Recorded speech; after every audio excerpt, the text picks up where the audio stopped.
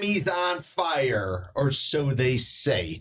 We're going to have a conversation today talking about what happens if you have health insurance and you get denied on everything you're looking for, even though you and your doctor say it's right. Do you have any options? Well, we got an expert online today.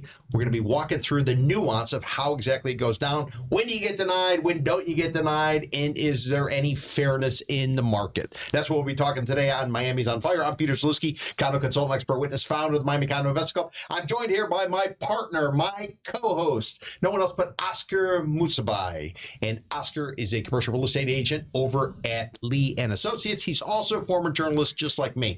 Although he's the one who came up with the title, Miamees On Fire. I don't really know what it means, but Oscar's going to give us an explanation. Oscar, what does on fire mean? I mean, it's only our 7th show, and Peter still has no idea why the show is called Miamees On Fire. So everyone talks today about things that are on fire, right? Things that are super hot, interesting, exciting. Like the California wildfires. Exactly, except we don't have any wildfires. Well, we do sometimes in the Everglades. The Everglades catch on fire. It's rare. But the bottom line for us is, how do we make things more understandable for people who are in Miami, who are flying in from other places, Russia, South America, make it as easy as possible. So we said Miami's on fire, right? And we talk about those topics, things that are going to drive this economy, like real estate, culture, history, right? Even though a lot of people criticize Miami for not having a lot of history, we actually do have a lot. It's just that people don't pay attention because they can go to the beach, they can water ski, they can do all kinds of stuff, go to soccer games, go to, football games. But today we're going to talk about healthcare and healthcare law and what it means to be in a community where there are a lot of older people. Some of them are not in the greatest health, and they need help. They need their healthcare to kick in when it's time, when they need that to step up and be able to go to their doctor, go to the hospital, have their medicine available. And our guest today is Santi, who is a badass attorney who is fighting for you every day against some of the biggest healthcare companies, including Oscar, my namesake. Unfortunately, went up against her and lost, right? So we're going to hear that story today. We're also going to find out how she does her job, how she finds her clients, how does she charge people for this? What is the typical settlement in a situation like this? We want to welcome her and thank her for coming today. Thank you, Maria. Thank you for having me. Thank you for All having me. I'm happy to be here. So I know that Peter usually starts off the questions because he can't help himself. He's a control freak. So why don't you start, Peter? Well, Maria, we were talking before we started. You're actually a unicorn. You're born and raised in Miami, and you were born over at Mercy Hospital. That's right. You got local roots. I do. Yes. Can you tell us a little bit about you, your family, your sort of involvement in the community? Well, I've been here all my life. I had my kids young. So my priorities were my family when I was a little bit younger. I did go to FIU. I'm fully local in that regard. So have you been to Pitbull Stadium? Pitbull, the artist, paid for the rights, and now he's got the naming rights of that stadium. Have you gone to Pitbull Stadium? Not yet, no. I don't even know what that is. That's a new thing, right? It is. But so I've always been involved in the community. Like I said, went to FIU, then I went to law school later on in life. But I've always tried to be involved in nonprofits as well. Like I like to do a lot of community service related to either helping women or children. And that's really been where my focus has been as far as community involvement. I'm also involved in the legal community as I'm an attorney, and I do go to some of those events. Mainly now I'm focused on what I do and practice helping people get coverage when their health insurance claims are denied. Which is a big issue. It's a big issue for everybody, especially with all the changes going on with healthcare, with the reduction of what do you want to call it, subsidies under the Obamacare, stuff like that. We're not necessarily going to talk about that, but healthcare is on everybody's mind. Affordability is on everybody's mind. You look at gas prices, Oscar. I don't have a car. You are my driver. You're my Cuban Uber, my Cuber. And I don't have a car, but I still can see gas prices are higher. Outrageous. And they're going higher and higher and higher, and everything's it's about affordability. It is. And when you pay for your healthcare, and you run yourself into a situation where the doctor says you need to get a test, the doctor says you need this medication, and then the insurance company says, doctor doesn't know what the heck they're talking about. It's got to be frustrating for many people, and they don't know what to do. So they call somebody who wears a cape. They show up in the courtroom, and they basically are able to go ahead and try to convince a judge, this is what's necessary, this is what's proper, this is what's right. And ultimately, a judge is going to make the decision, or in some cases, I'm assuming a jury makes that decision. Yes, it can be the judge or the jury. So it would depend on the case. I mean, the biggest issue oftentimes in the U.S. with corporations is that we think of them as people to a certain degree. They're going to do the right thing, but it's all about the money. I mean, the bottom line is, especially if it's a public company, they need to satisfy their shareholders.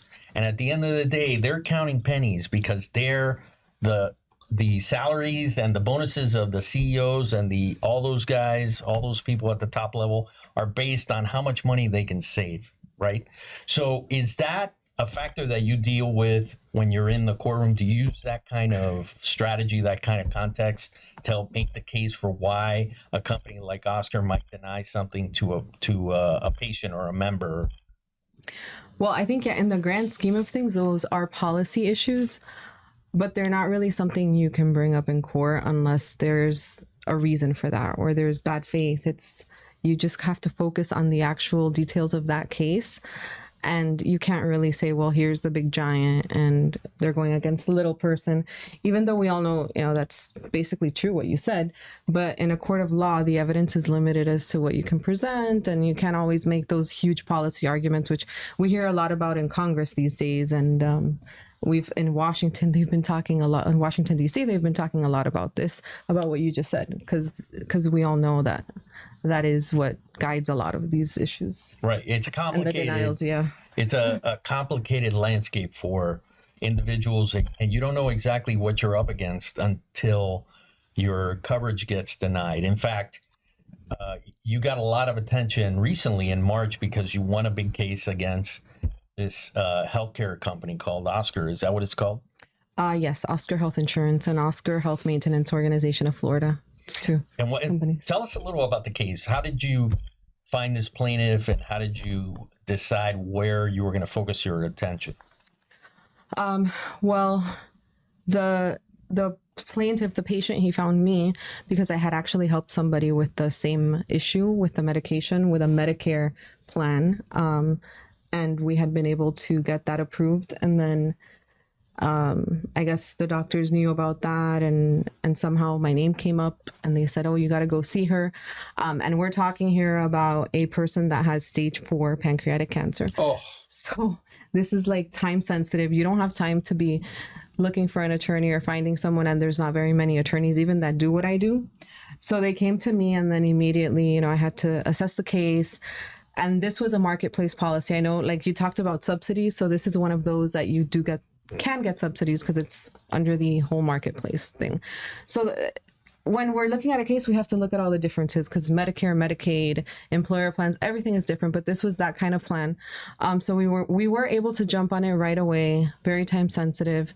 Went to court, and then essentially the doctor was saying, this is a very well-renowned doctor in UHealth, which is one of the best places if you have cancer to get cancer treatment. So the doctor was saying this is absolutely necessary because this is the best option for the patient. This is all that we can do based on everything that's going on. And I had to learn the name of that, which I'm very impressed at myself still till now. It's called Avmapki Fagzinja. wow, well done. Yes. Yeah, but let's see if you can spell it. I don't know. That at the end. Maybe we can try it at the end. Right, it'll be a contest. But yeah, so basically it was something that Oscar Health Insurance was saying this isn't covered under the policy, but it was on their formulary for ovarian cancer, not for pancreatic. The doctor has all these studies. This is like a top doctor in the industry that knows what he's doing. And because of a technicality, they said, well, we're not going to pay for this. I mean, it is $50,000 a month. Yeah. So you could say that could be one of the motivations, but that's not evidence that we would use for that. But anyways, it was technicalities, and they said, we're not covering it. This is only for ovarian cancer. And then, yeah, we had to go in there, and they also did appeals. So in any health insurance claim, when you get a denial, you have to go through an appeals process. The doctors did, I think, 2 or 3, still denied. And the patient had no other choice. So then we said, okay, well, legal action is the only choice. We went to court. We filed an emergency injunction.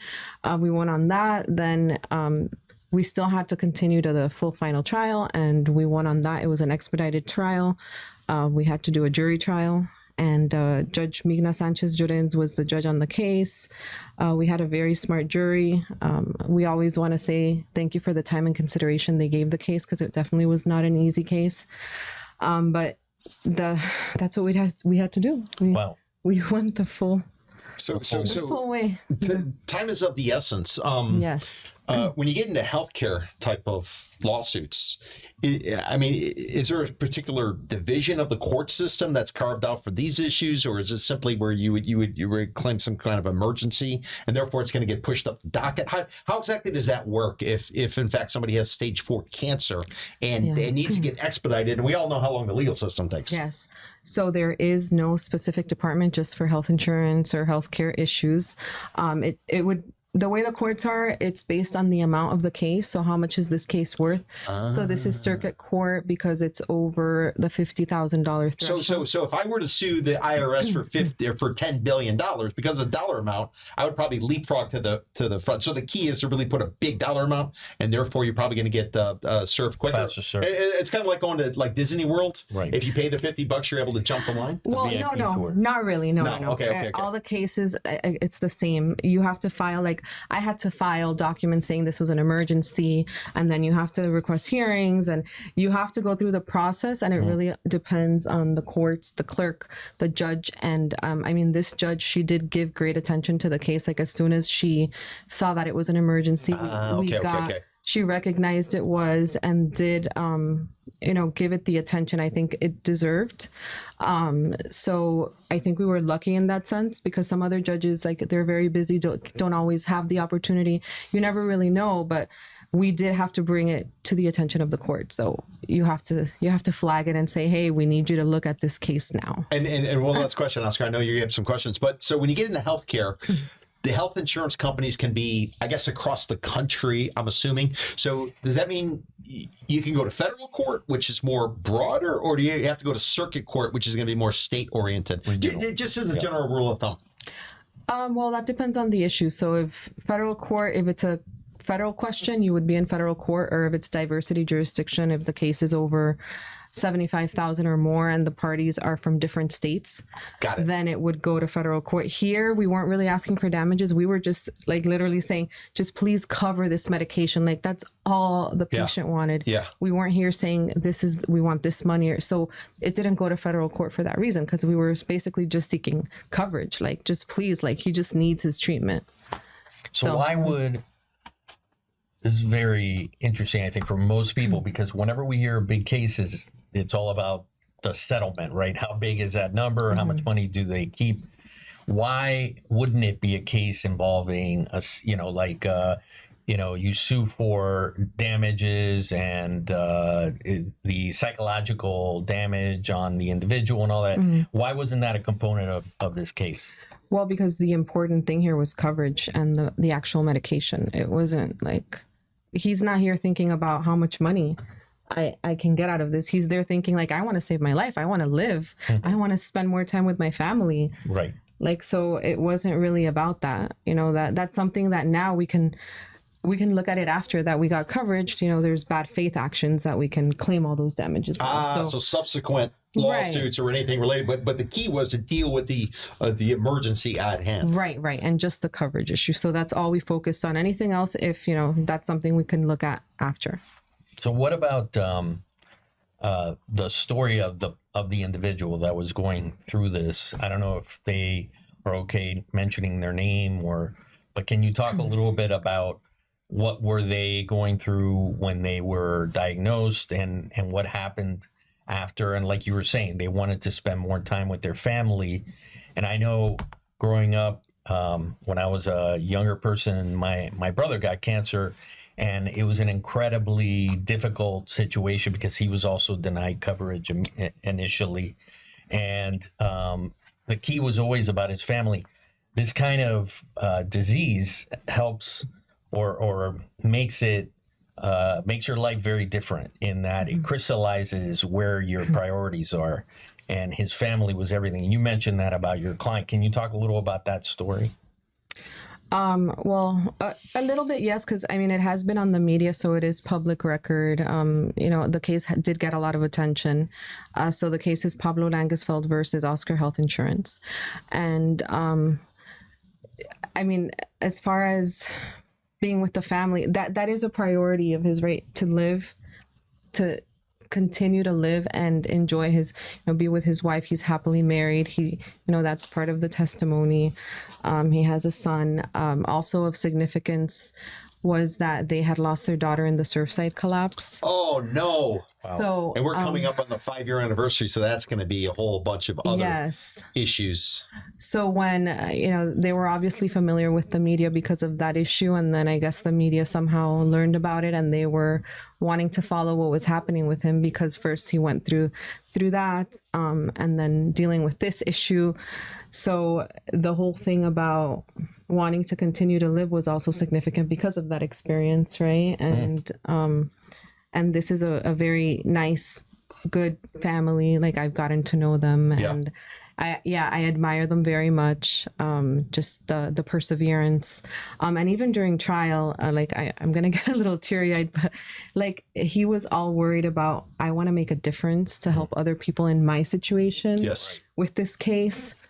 And that to me was so inspiring. Like, he's not there just thinking about himself. He wants to make a difference. He wants to be able to help more people. And that was like wow. Like, I will never forget this client, for sure. Does this become precedent setting, or is this just a one-off? Like, for instance, if somebody else in a similar type of situation, whether it's Oscar or it's a different healthcare company like United Healthcare or whatever, is this kind of precedent setting locally, or do you have to fight it over and over and over each and every time? Well, it is somewhat precedent setting locally. It's not like final authority where other courts have to follow it. It would be kind of persuasive, but if somebody would have access to the final judgment, which I think the media did get their hands on somehow and published it, they can say, oh, well, look what they found in this case, and then maybe use it that way. But the way it would be like final authority is if there were an appeal, and then the appellate courts then said, no, the judgment is correct. The way that the judge made the decision is right. Then at that point, it does become established precedent for forever, really, for any cases in our district. And then other courts can cite to that.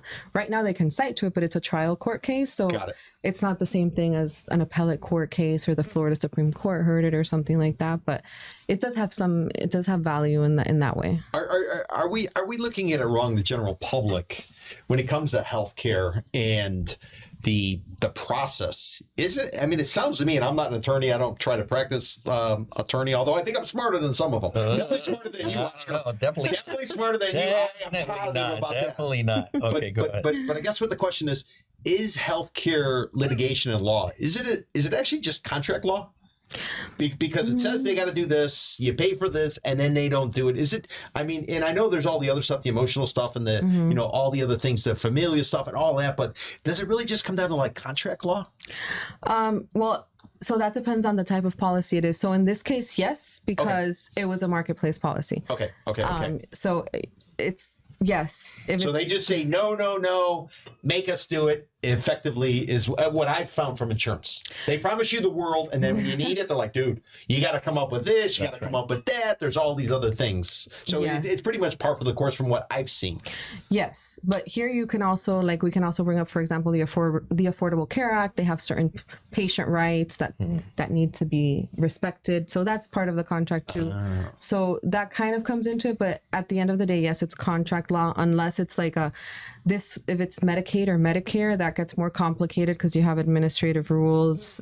And then if it's an employer plan, it's a little bit different too because of the federal law part of it. It's ERISA is the name of it, but it all depends on that. But this one, yes, marketplace policy, contract, and it was simpler than the other ones. And in terms of this type of case, I mean, we're talking about one company in particular, but this is something that happens across the board. All the healthcare companies are doing this kind of thing at some point or another, it's part of how they operate in the world. It's the business plan for a company. Yes. And you could say that they take the approach that other companies take, like you were saying, in terms of denying service. You know, it's an accounting process almost to them. Well, because I understand what they do, at least my understanding. Right. They're collecting your money. They're then taking your money. They're investing it elsewhere to try to make a return. Right. And their job is to try to return as little as necessary in order to take advantage or to pay for or to give advantage to their shareholders. That's right. Their role is to protect shareholders and bring ultimate value to them. So they're taking your cash and they're doing something else with it. That's right. So I mean, from their perspective, it makes all sense in the world. That's and then if the point I'm making, CEO can get everybody rejected, they're probably going to get a bonus because they're incentivized to get a bonus. So I mean, as long as you know the rules of engagement. Right. So you're actually like David versus Goliath. You're going in there looking to slay these healthcare companies, and in this case, you're just looking for what's right based on the contract law. Right. But other times, I'm sure there's payouts, there's other things, and who, when negotiating, is going to give your best offer right up front? Right. Probably nobody. Yeah, I mean that's part of business. But should healthcare approach the welfare of the public like a business? That's the complicated part. Oh, I don't think it's complicated at all. That's why a lot of people in other countries It's a utility. It's a utility. It is a utility. It's a utility, and just like I mean, from my opinion, and some of you might disagree, but I don't care. Right. It's a utility. Electricity is a utility, right? Water is a utility. So is healthcare. It is. Now, if you want to pay for more, from my perspective. So talking about the mechanics of something like this, I'm very curious about how long does it take for you to prepare for a case like this? And does the time depend on how complicated the case is? Because you have one individual who's denied. You could probably have, if you work 24/7, 7 days a week, you could probably have clients like this all day and night. So how long does it take for you to prepare for this one case to make it have an impact when you walk into the courtroom, when you're filing your filings? Well, honestly, with this case, I was breathing this case 24/7 because of the issues. Like since I initially, since January of this year, actually, since it was an emergency and then we have this issue, I couldn't really work on anything else. So I would say I was completely consumed by it for 3 full months. Wow. I mean, every now and then, obviously, I have to take, rest, take a break, deal with other clients that I have too, but it really consumed everything because it wasn't a normal case in that we had a jury trial and the judge also had to make legal issue decisions for the final judgment. Typically you get a jury, like everyone was asking, well, why we had a jury trial? You won. Why didn't the case end? And it's because it's a declaratory judgment. We're just looking at coverage and the judge has to look at it. So it was very unique in that sense. And then just having to every single day, something like Oscar really fought us really, really hard. Oscar, the company. Yes. Yeah, the bad Oscar, not the good Oscar. Well, you're not a good Oscar either. No, I'm super good. But I can tell you, it's not normal for a case to get filed in January and be at trial in 3 months. Yeah, that's what I'm saying. It's shocking how quick it moved. Yeah, so because we had to, because of the issue, we had to. I'm very grateful that the judge actually took that into consideration. But typically, we see cases that we're waiting a year and a half. Like the normal time frame is a year and a half to 2 years to even get to trial. So it is really extraordinary. That's why it was really full on go. It's those 3 months, it was just living and breathing Langesfeld versus Oscar. I'm having dreams about the case. I'm constantly thinking. Sounds like a podcast.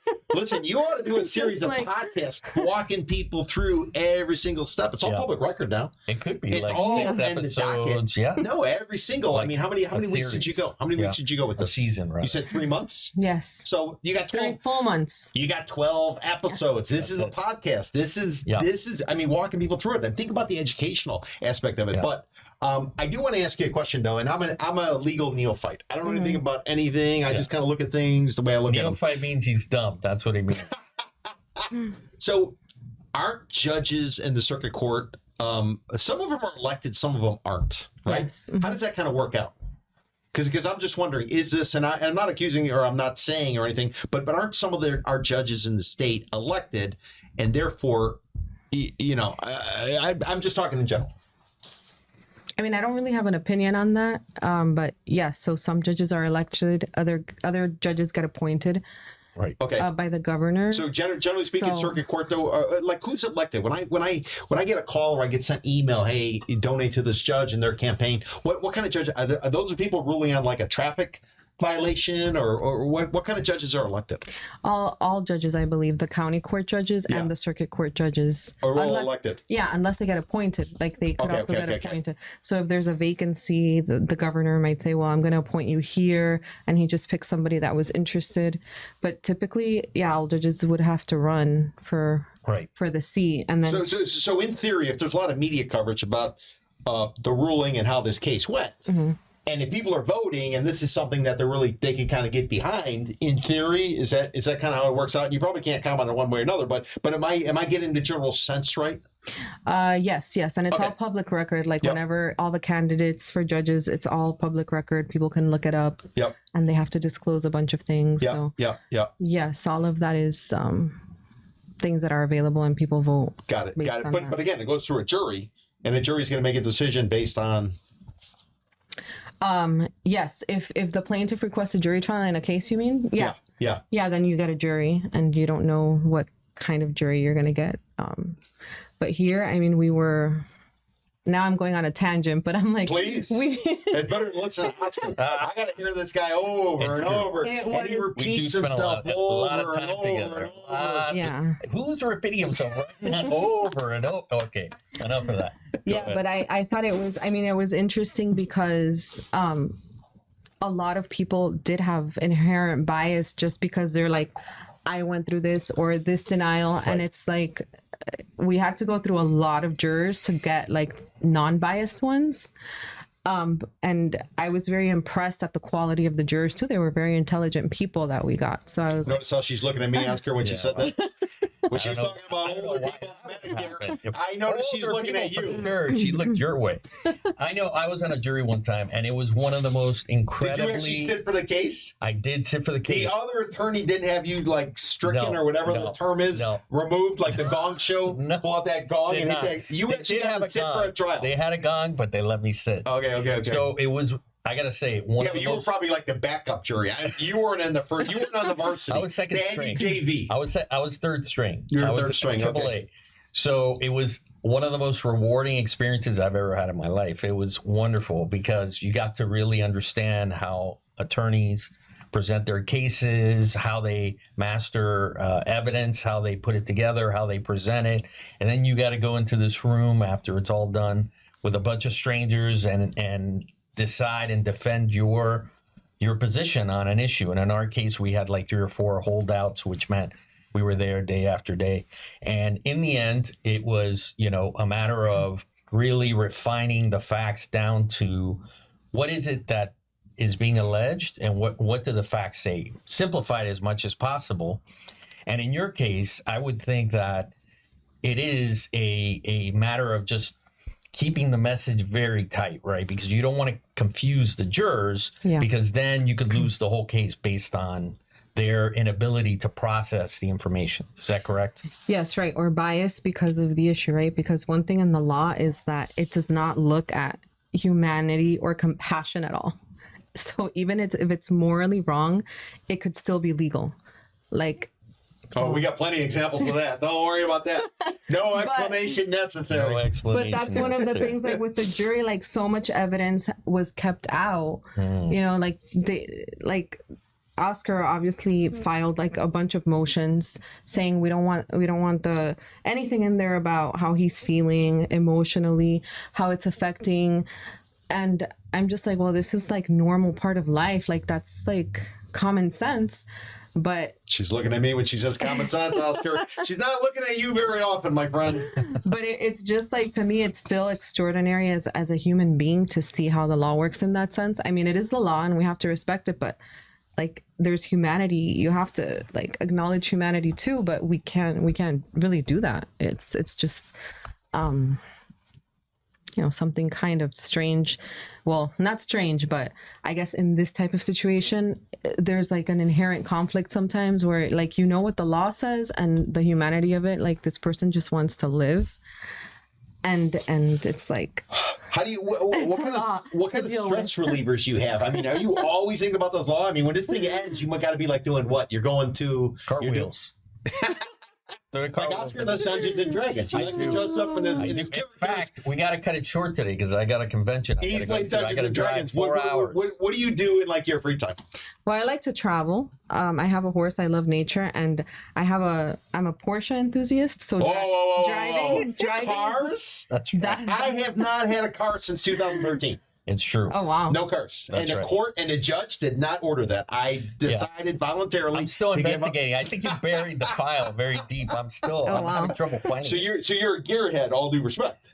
Yes, but just Porsche. That's like Oh, look at that! That's Out there. Fancy. Wow. Tell us about it. How did you get into that?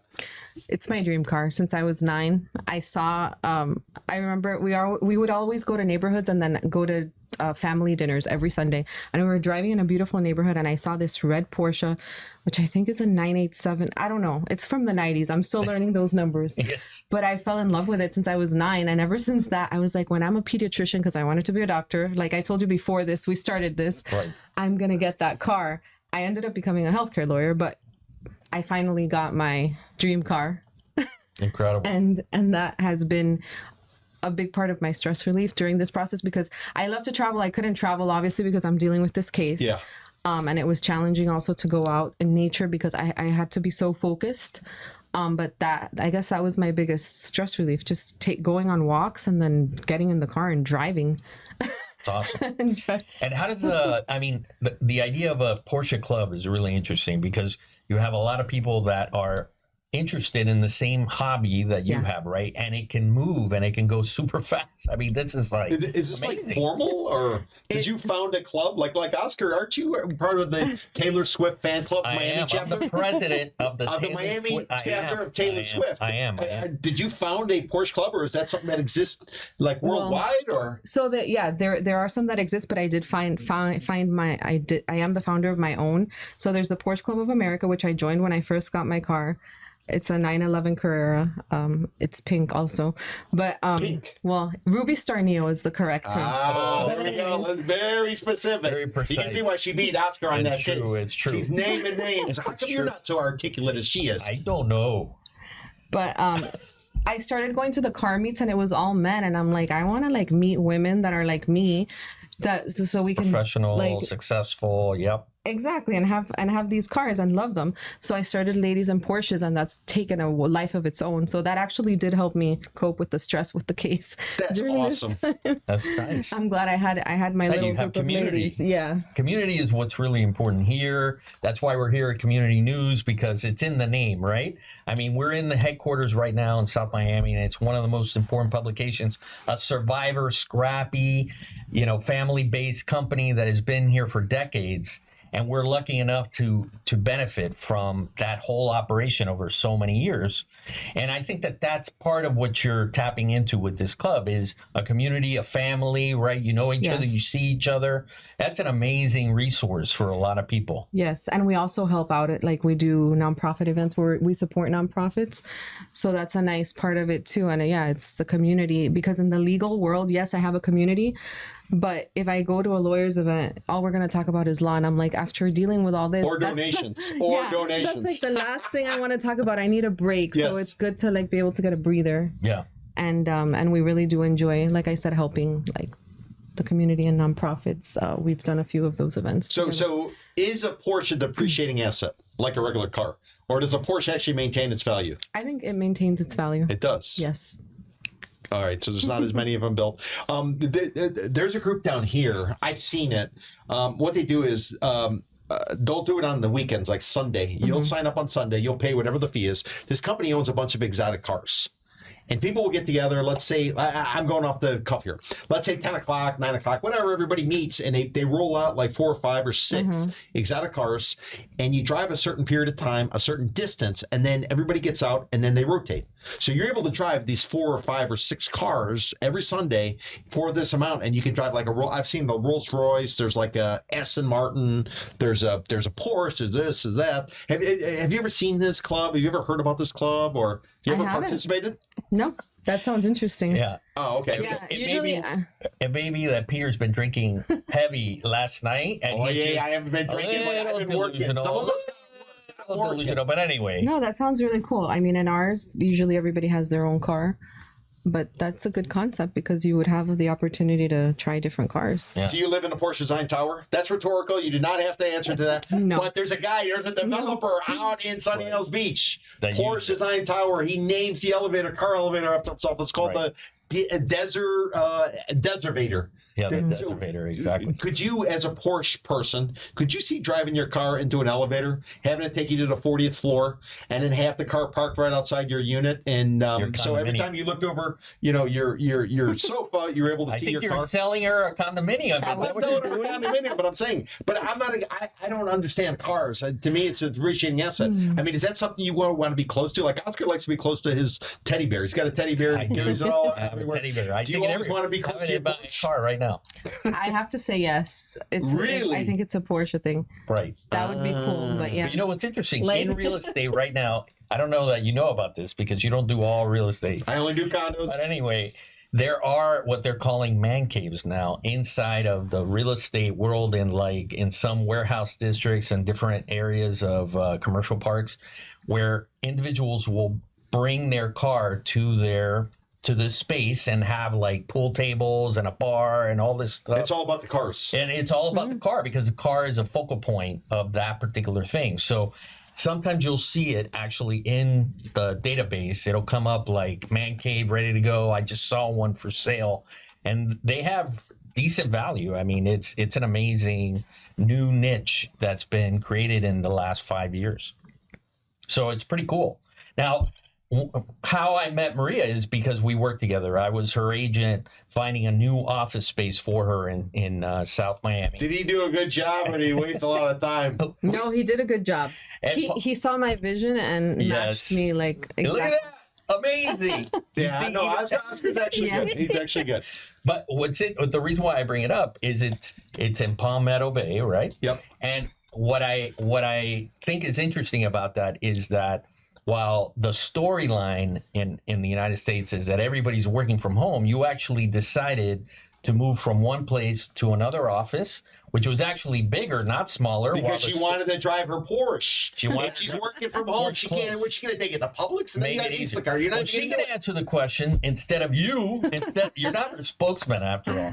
So why did you make that decision while everybody's talking about, oh, everybody's working from home and all these offices are empty in our community, in our market? Actually, that's not the case. But why did you make that decision to invest in a larger office?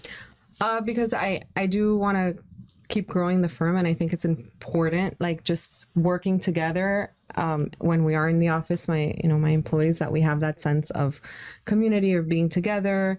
It's not the same being on the face of a computer. Like I do have one remote employee that's amazing, but she's a military spouse, and I really support the military because my son is a veteran.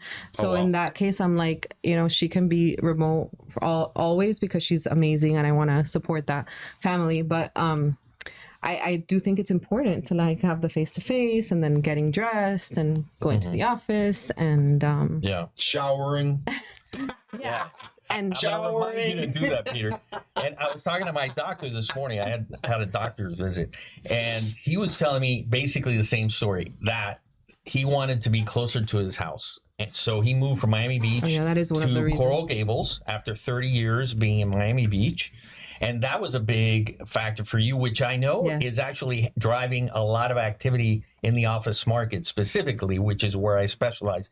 There is a lot of activity from executive level people who are interested in moving closer to where they live, but also they're sensitive to where their employees live. They don't want to be too far from where generally everybody's located. yeah, that was another issue. And I also wanted a different vibe, like in the downtown or downtown Dayland or downtown Miami. It's just so congested and like go. And this area is just like more calm. You're like in the suburbs. You don't have to deal with parking garages. So that to me was a plus. And of course, being close to home. Yeah, it's amazing. I mean, for me, this particular location is one of the best. There's a park right next door. So you're getting a lot of value still in the marketplace. You can find places that are going to make you happy, that are close to where you live, that are going to allow you to create that community, expand it. and have people come, your clients come to the office. So I think that movement is very important in our market and makes our market different to some degree, because there are markets in New York, Chicago, et cetera, that are still having a lot of issues trying to figure that out. California. So I'm glad that we were able to make that happen, because it's a great, story, an end to that part of the story. So I know that now we're getting close to the end. We're going to get to our favorite part of the show, where we talk about hacks and whether our topic is hot or not, whether it's on fire, as we like to say. Well, I think what we want to do for this one is maybe Maria can give us people some tips. Oh, there you go. Maybe some tips instead, because I don't know what I can really offer in terms of some sort of way to improve your quality of life related to healthcare and dealing with healthcare. No, I can guarantee you can't. Yeah. Yeah, let's move on. Maria, are there any tips you might be able to offer to the audience in terms of if they find themselves in a situation where the doctor says they need to do this, they need to do that, they're getting jammed up, they're getting denied, or there may be two or three tips that you can offer to people in terms of how to approach it? And then when to give you a call and be like, hey, listen, put that cape back on, park the Porsche, put the cape on, let's go into the courtroom and let's make it happen. Can you throw out some ideas for people? Yes. So I think one of the things is people don't know many times. Now they're learning that you can sue your health insurance company. Like a lot of people are like, oh, they deny it, so I have to accept the denial. Right. So I would say first, if something does get denied, you do appeals. You have to do appeals, but work with your doctor. Like your doctor is your best friend in this situation with medical treatment. And they know best as far as the medical part. So when you do appeals, a lot of people, some people do them. They just write a letter. Like you can't just write a letter. You have to say, here's the reason why I believe this needs to be covered. And then put everything, like as far as your medical records, there's coverage guidelines from the policy that are online. Ask your doctor, are there medical journal articles? So those are things like look for this information and put it in there, because one letter is not going to do anything. And then it's just going to make your case better. So that's one. Then two, always, I would say, I'll emphasize working with your doctor.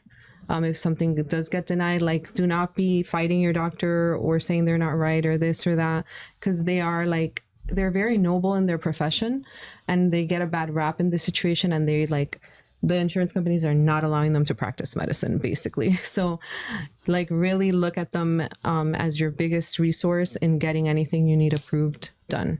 And then lastly, if you've gone through all of that, you can look into legal action. That's the tip that I would say is you do have recourse. You could go to court.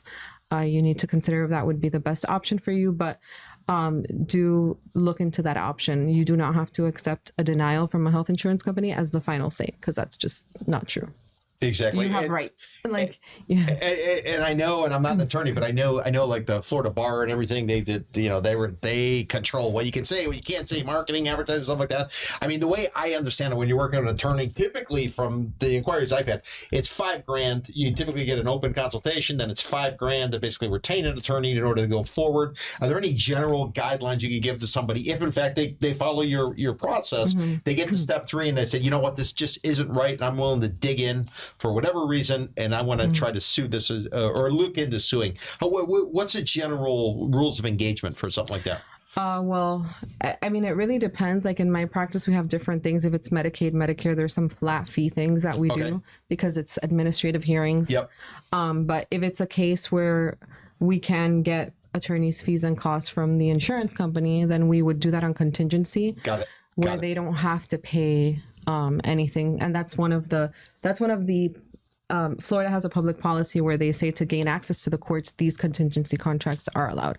So basically we don't get paid unless we win the case. Got it. And then my final question before we wrap this up, what's the proportion? I'm assuming the money's coming from the healthcare side. Therefore, there's more attorneys that are protecting the healthcare company rather than people like you who are going out there and fighting the good fight and standing up for what's fair and trying to get the healthcare companies to do what they say they're going to do eventually. Have you ever seen a proportion or a ratio of the number of plaintiff attorneys going after healthcare companies versus the number of law firms or lawyers protecting the healthcare companies? Right. Well, you mean health insurance? Health insurance. Yeah. I'm sorry. So yeah, I'm going back and forth. I'm a neophyte. Okay. Yeah, so absolutely. It is disproportionate. Most of them are protecting the health insurance companies. Like, I am an anomaly in this sense because there are very, very few attorneys that actually do this or that just specialize and just focus on these types of cases. So yes, I mean, it's disproportionate. I think some more attorneys are learning a little bit about it, but there are just very few of us that would actually take this on. And even taking it on is very hard. I've been doing it now for about 8-9 years. And it's just, sometimes I want to quit because I'm like, it's so hard. It's not easy. It's not an easy, but something inside is like, don't quit. Like, people need you. You have to keep going. You have to keep going. And yeah, because there are mostly, like you're saying, the ones that are defending them. Wow. Oscar, this is a fantastic, fascinating conversation. Incredible. Despite you being here. I know. It's incredible. Why don't you land this podcast? Why don't you summarize it all for us? Because I think we're both going to agree that from a Miamees on Fire perspective, I mean, what Maria's doing and just this pushback, anybody who's dealt with health care, insurance, health insurance, has kind of run into this. And I understand both sides of the equation, but I think, for what you're doing, I don't think there's any question. There's really a need for this. And so I don't even know if it's worth the discussion. Yeah, in our community, because our population is older, there are going to probably be more of these types of cases going forward. And every time that there's a case that you win and another attorney might win, there's another opportunity for someone else to see that and say, I'm not at the end of the rope here. Maybe there is an opportunity for me to figure out a way to make the situation with an insurance company work, right? To extend my life, to be able to make it so that your quality of life gets better, not worse. And there are choices here, and that's super important. So I'm glad that you're still in the fight, that you continue to fight.